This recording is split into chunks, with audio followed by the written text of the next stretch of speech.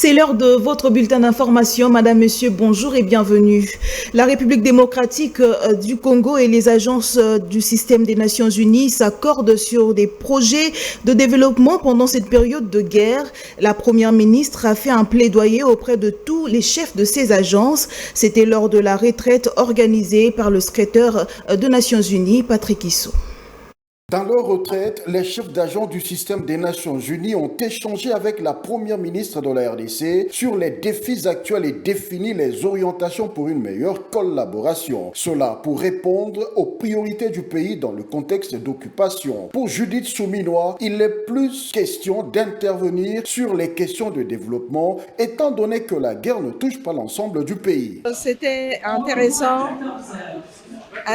et important pour moi en tant que chef de gouvernement d'avoir cet échange avec les chefs d'agence en particulier et même ceux qui sont venus des provinces dans le cadre de la retraite du système des Nations Unies, parce que ça permet dans leur travail de voir comment ils vont mettre en place le cadre de collaboration entre le système des Nations Unies et le gouvernement de la République démocratique du Congo, de montrer cet esprit de collaboration qui est le nôtre, de donner un certain nombre d'orientations par rapport à nos priorités.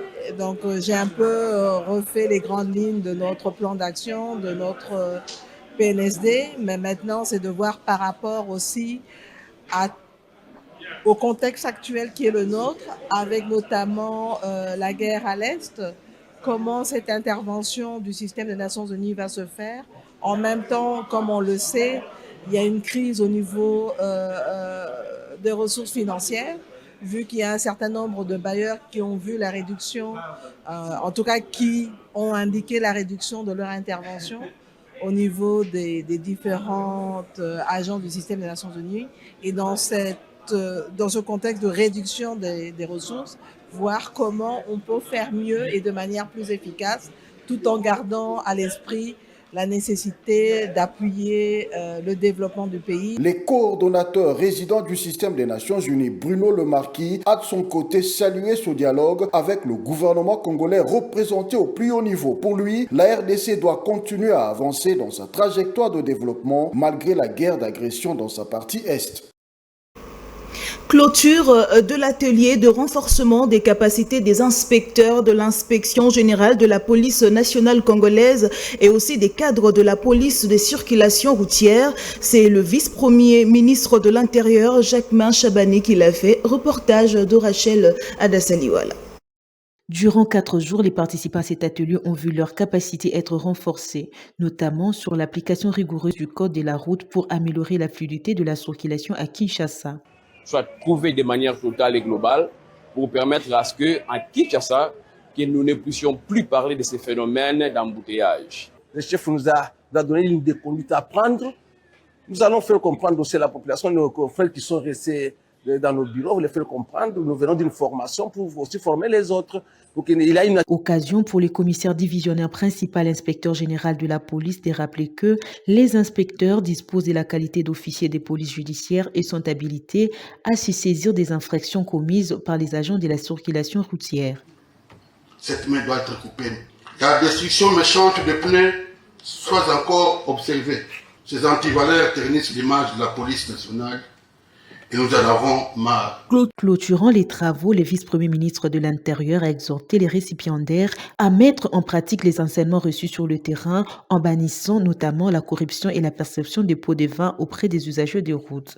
Prenez ici, à l'occasion de cette activité, l'engagement individuel et personnel en ce qui concerne la sollicitation des pots de vin, de couper cette fameuse et ridicule main tendue qui caractérise malheureusement votre corps. Les inspecteurs et agents de la police de la circulation routière ayant participé à l'atelier ont salué la qualité de la formation. Ils se sont engagés à œuvrer pour une meilleure régulation du trafic dans la capitale. En outre, ils ont reçu les certificats de participation et certains ont obtenu des cadeaux en guise de gratification pour une bonne conduite dans l'exercice de leur travail. Et puis Kinshasa et Brazzaville abritent la conférence Diaspo Summit RD Congo 2025. La première manche s'est tenue à Kinshasa le 9 mai. La seconde se tiendra à Brazzaville les 10 et 11 mai. L'arrivée du ministre de la Communication de la République du Congo à Kinshasa le vendredi 10 mai a sanctionné le début de ces assises. On en parle avec Patrick Issou. Il est arrivé à Kinshasa par le Bisingobila. Le ministre de la Communication de la République du Congo, Thierry Leza Mungala, a été invité par son homologue de la RDC, Patrick Mouyaya. Accueilli par le directeur de cabinet du ministère de la Communication de la RDC, Thierry Leza Mungala vient prendre part à la conférence Diaspo Summit RD Congo 2025. Pour lui, cette rencontre doit se transformer en un atout économique et autre pour les deux Congos qui ont une proximité géographique unique. Je suis venu sur invitation de mon homologue et frère, le ministre Mouyaya, et je vais participer à une conférence au cours de laquelle seront évoquées les questions qui sont en réalité des questions d'intérêt commun.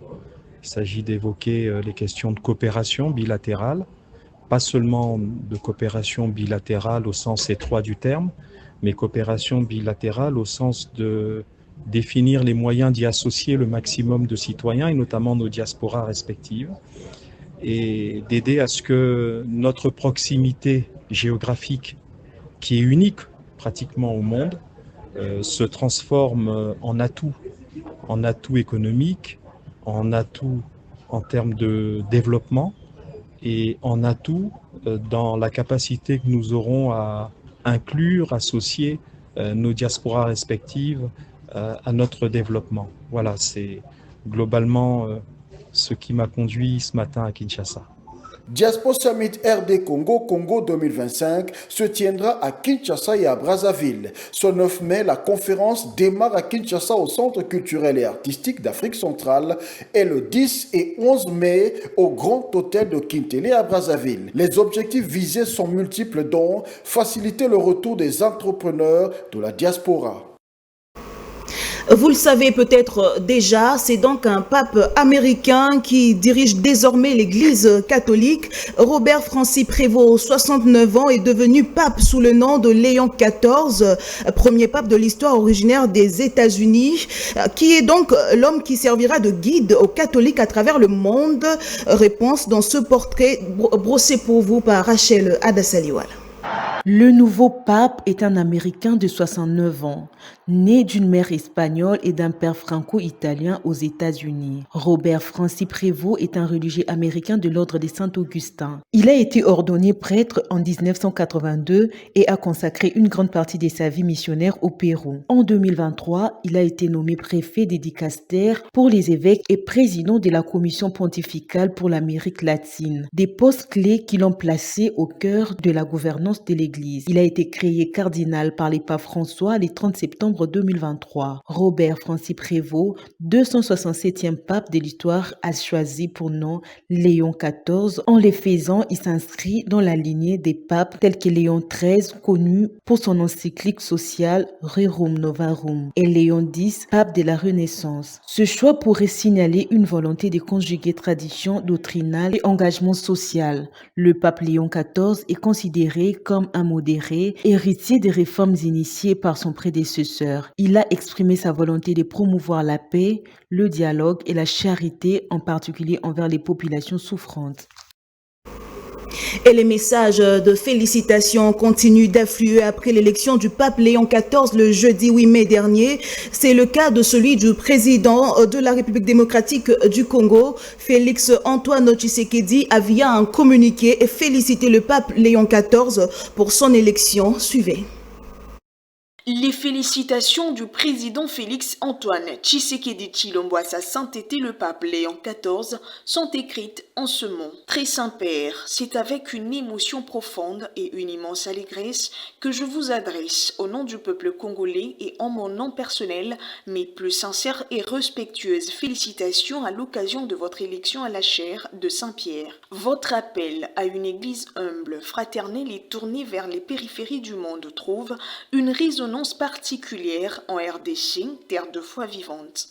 Vos paroles pleines de sagesse et de compassion ravivent en nous la certitude que l'Église continue de se tenir aux côtés de peuples en quête de justice et de dignité. Nous avons été profondément touchés par votre message inaugural depuis la Loggia de la basilique Saint-Pierre, affirmant que l'Église ne doit pas dominer mais servir à l'image du Christ. Ce message de service, d'humilité et de proximité vient de renforcer notre propre engagement en faveur de la réconciliation, du bien commun et de la défense des plus vulnérables. Puisse votre pontificat être un temps de renouveau spirituel, de dialogue fécond entre les peuples et de rayonnement accru de la lumière de l'Évangile dans un monde souvent assombri par l'indifférence et la division. Que l'Esprit Saint vous accompagne chaque jour dans cette haute mission pour le bien de l'Église universelle et de toute l'humanité. Veuillez agréer, très Saint-Père, l'expression de ma très haute considération ainsi que l'assurance de mes prières ferventes pour l'accomplissement de votre ministère apostolique.